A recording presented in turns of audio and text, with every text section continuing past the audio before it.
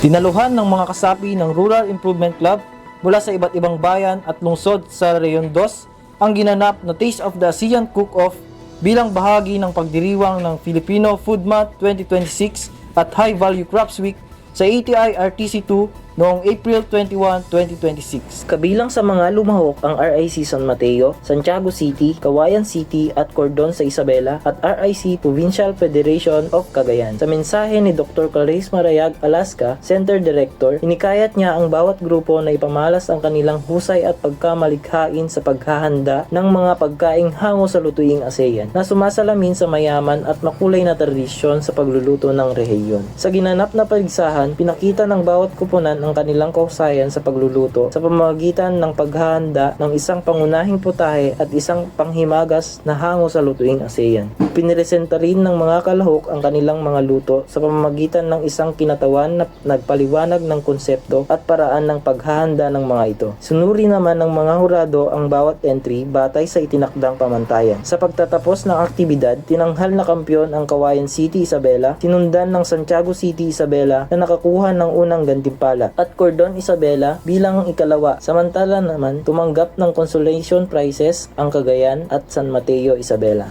Sa kabuuan, matagumpay na naisakatuparan ang aktibidad at nakamit ang layunin nitong mapahusay ang kaalaman at kasanayan ng mga kalahok sa lutuing ASEAN. Git pa rito, napalakas nito ang ugnayan, pagkakaisa at pagbabahagi ng kaalaman sa pagitan ng mga Rural Improvement Club sa buong Reyon 2. Para sa Balitang ATI 2, ako si John Lloyd Galyato, Balitang Agri.